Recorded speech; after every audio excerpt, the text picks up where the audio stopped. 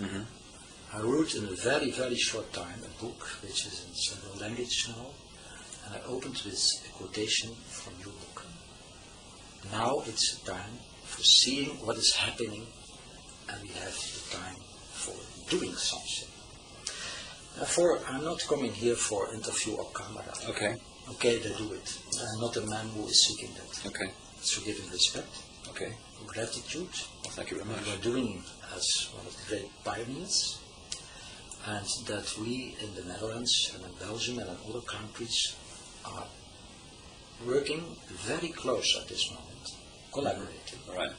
And that we even have a lot of things regulated, and if it is necessary, with the vaccine.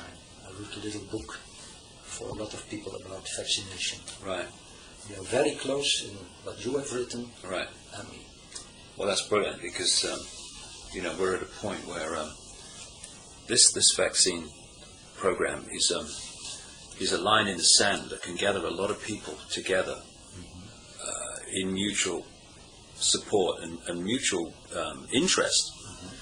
And this vaccination program and what's in it, as I see it, is a fundamental stepping stone of the whole agenda. If this doesn't happen, then their agenda's got a massive spanner in the works. So this is a really important time to come together and to get people to realise that the consequences of having the vaccination are far worse than the consequences of saying no under any circumstances, So, I'm with you on all that. Do we agree if we are going to say, question of 3 weeks, a month, 2 months, that all the decisions have been taken up by us? Not in the meaning from to be passive.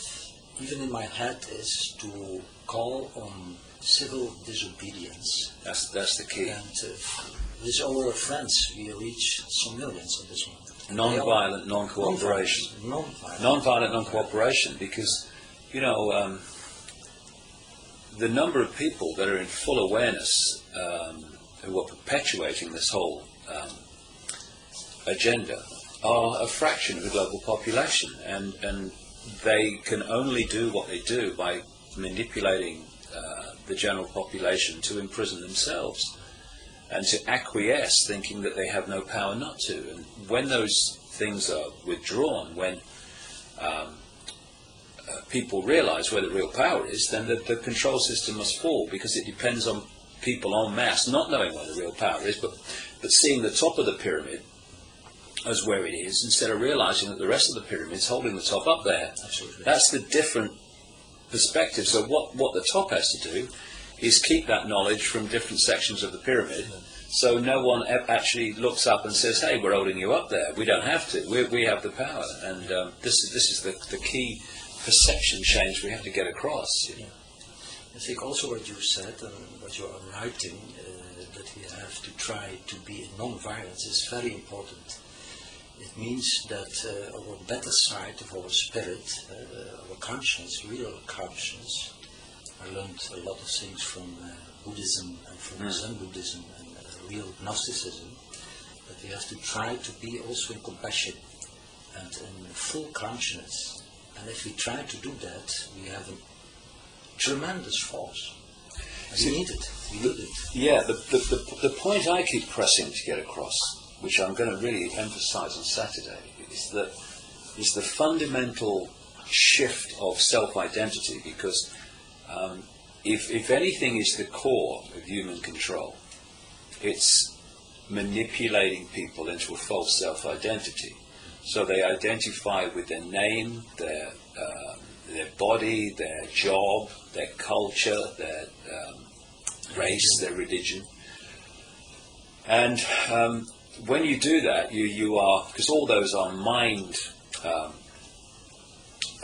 states, because I make a difference. I mean, it's only words, but we need, in this reality, we need words to get the left brain to understand what we're talking about. I see mind as different from consciousness. In the end, everything is consciousness, but there's different levels of it. And I see mind as like frozen consciousness, as opposed to the free-flowing infinite ocean. It's kind of frozen, and therefore sees things in terms of limitation rather than all possibility, which is the ocean, which sees things in terms of apartness instead of unity, which is the ocean.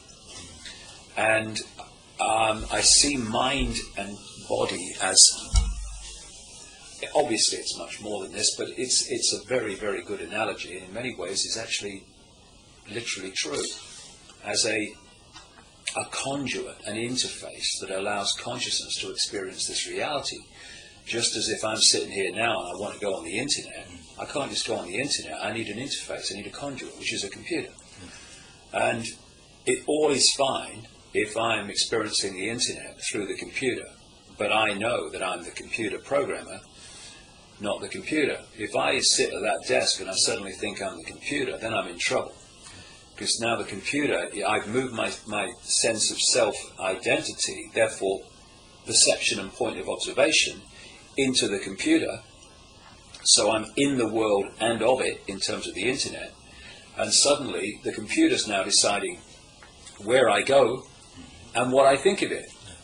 And what it seems to me is the way that society is structured is to pull people into this body-mind level of self-perception and observation, what I call five-sense reality, and what that does is leave us with a sense of apartness, a sense of powerlessness, and we are operating on a fraction of our potential.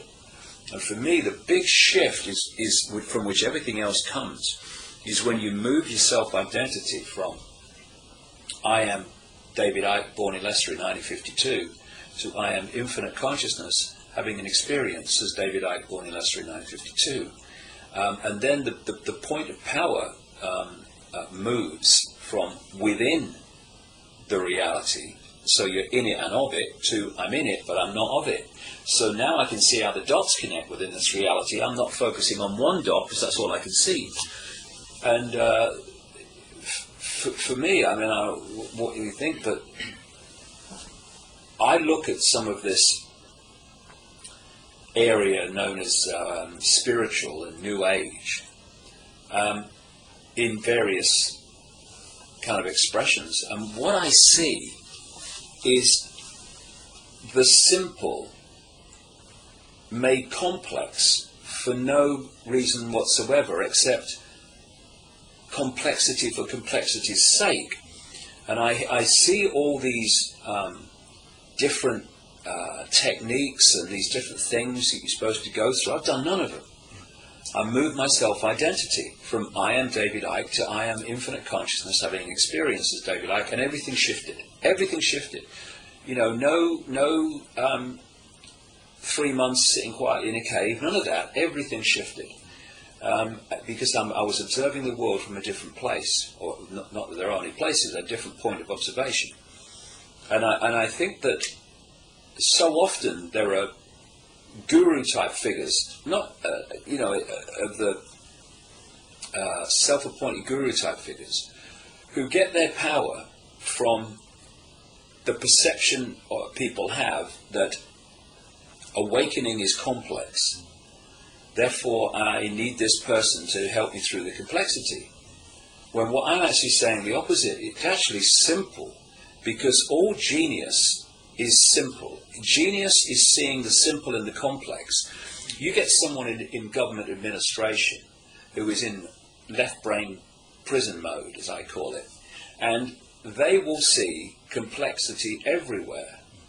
Whereas someone else who's had none of the training that they've had, none of the intellectual exam passing and all the rest of it, they walk into the same situation and they'll say A to B.